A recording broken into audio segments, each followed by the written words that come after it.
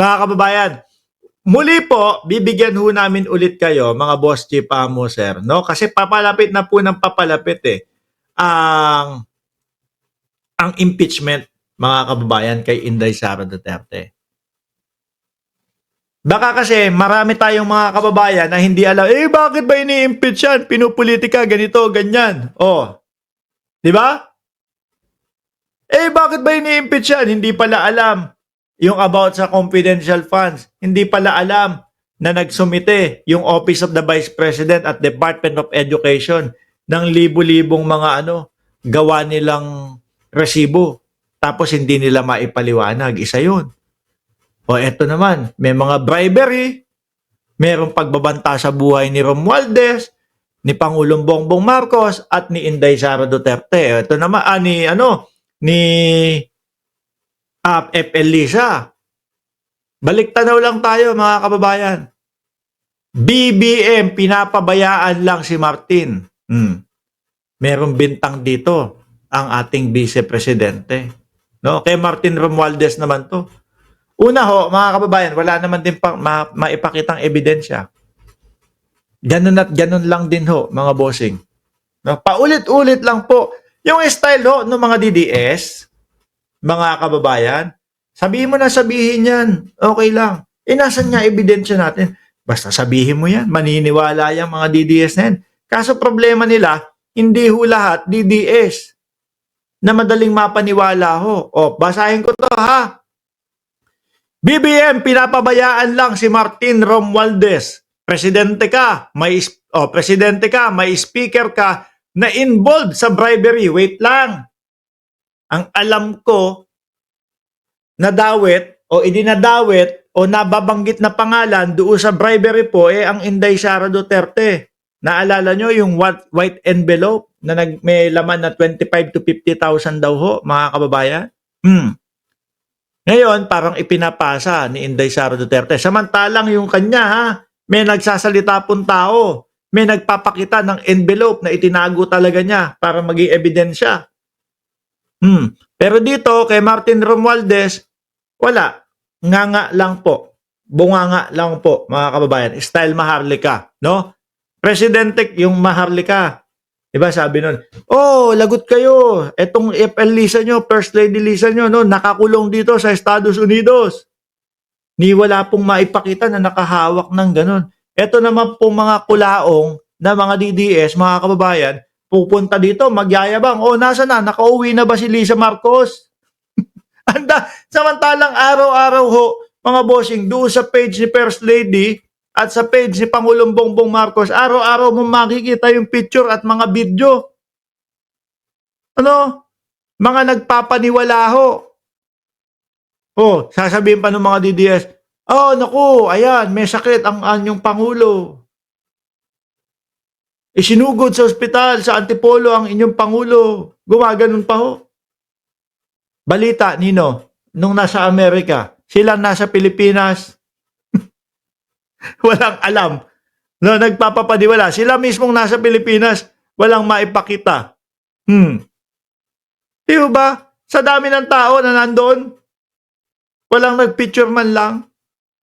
Ganon din po ang banat ni BP Sara. Nganga lang po, bunganga lang. Ebidensya, wala. No? Presidente ka, may speaker ka na involved sa bribery ng Supreme Court Justice. Aba, dapat sumagot ang Supreme Court dito kasi sila yung sinasabihan na na binabribe daw sila ni House Speaker Martin Romualdez. May video, may kaso, may witness. Hindi mo tinanggal yung speaker. Parang wala naman akong nakitang ganun. Di ba? Pinabayaan mo siyang abusuhin ang pera ng bayan, paikot-ikot sa buong bansa, namimigay ng pera na para bang kanya yung pera. Pero wala ho akong nakitang patunay sila sa kanila. May, sabi, si Rokansaki, sabi, ayan, may video, may kaso, may witness. Hindi mo tinanggal yung speaker mo. Siguro ho, kung may video, may kaso, may maipapakita sila, at talagang positibo, mga kababayan, baka tinanggal na ho ng ating Pangulo yan. No? Baka ginawan na po ng ano yan, ng ating Pangulo. Wala kasi. Sabi-sabi lang, ebas-ebas lang po. Ganong-ga lang po yung mga ano nila, galawan ho nila. Kasi ipit na ipit po sila doon sa confidential funds na kailangan ipaliwanag nila. Kaya kung ano-ano ng mga pagbibintang yung sinasabi ho nila.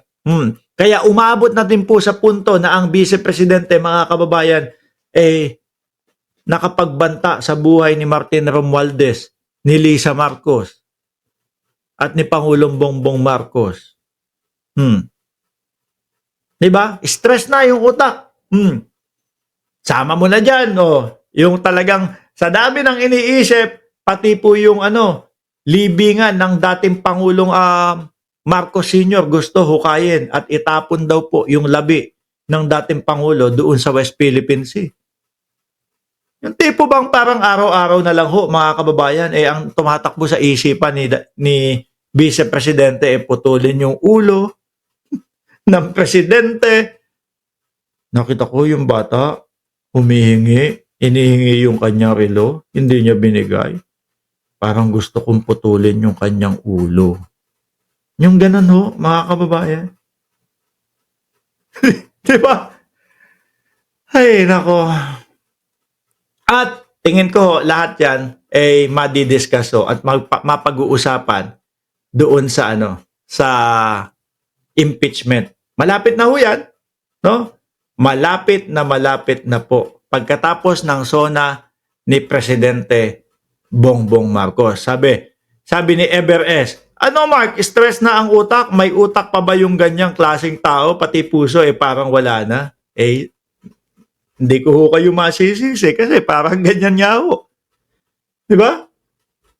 Kung ikaw matalino kang tao, kahit na anong stress mo, hindi ka dadating o hindi ka aabot sa punto na i-broadcast mo yung iharap mo yung camera sa mukha mo, tapos sasabihin mo magbabanta ka. Na posible, no? Pagbabanta mo yung Pangulo, asawa ng Pangulo at pinsan ng Pangulo, na posible na ito ay maging dagdag para magatungan yung impeachment complaint sa'yo.